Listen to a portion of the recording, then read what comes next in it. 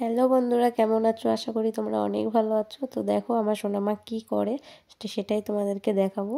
তো দেখো ও এখন পুতুল নিয়ে খেলা করছে।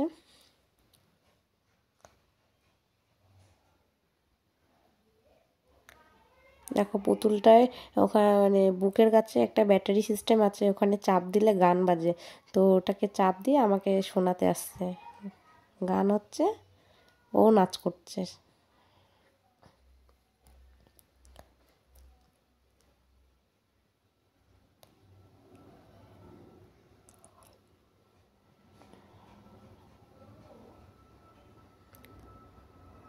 তো তারপরে দেখো সন্ধ্যাবেলা মানে দিকে তোমার দাদাভাই সোনামার জন্য নতুন একটা খেলনা নিয়ে এসছে, ঘোড়া গাড়ি।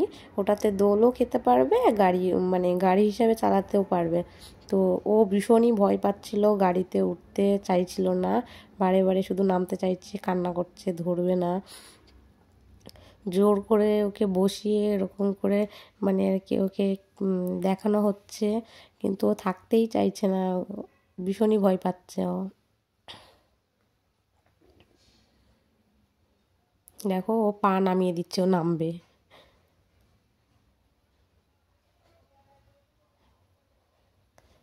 দেখো পা নামিয়ে দিচ্ছে, একা একাই নেমে যাচ্ছে, মানে ও থাকতেই চাইছে না, এত ভয় পাচ্ছে ও।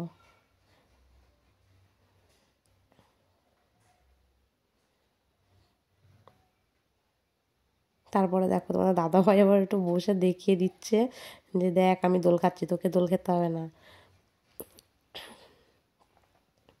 আর ও ঘোড়াটাকে মারছে।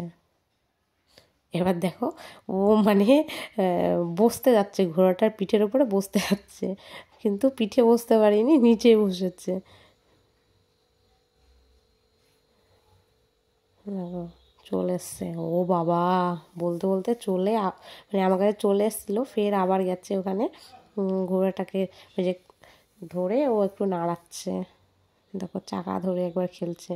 তারপর দেখো মানে চশমা পরে ও আয়নার দিকে একবার দেখছে, দেখো আবার হাত দিয়ে চশমাটাকে ঠেলে দিচ্ছে যাতে খুলে না যায়। মানে এদের কাছ থেকে শিখতে হবে। ভীষণ মজা পাচ্ছে চশমা পরে, ভীষণই মজা পাচ্ছে। দেখো আবার একটু কান্না করে দিচ্ছিল, আমার কাছে আসতে চাইছিল, আমি নিচ্ছিলাম না বলে কান্না করে দিচ্ছে।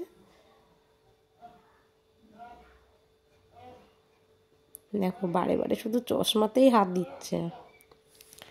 তারপরে দু একবার ওরকম বসিয়ে রাখার পর ও না একটু মানে সাহসটা পেয়েছে। হ্যাঁ, তারপর ওই যে আয়নার সামনে ওটাকে রেখেছি, রেখে ওকে বসিয়ে দিয়েছিলাম।